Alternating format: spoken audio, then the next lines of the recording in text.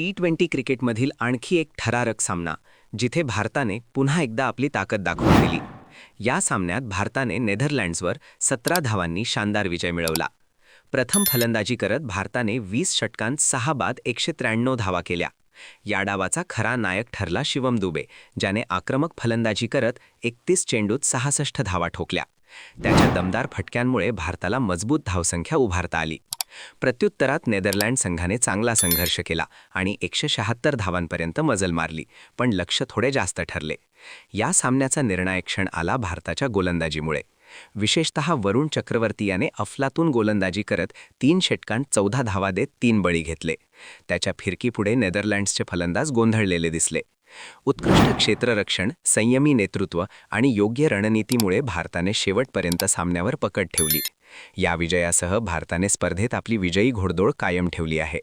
शिवम दुबे ठरला सामनावीर आणि भारताने पुन्हा एकदा दाखवून दिलं, ही टीम थांबवणं कोणासाठीही सोपं नाही. अशाच जबरदस्त क्रिकेट अपडेटसाठी स्पोर्ट्स पैसा मराठीला सबस्क्राईब करा, व्हिडिओला लाईक करा आणि तुमच्या मित्रांसोबत शेअर नक्की करा.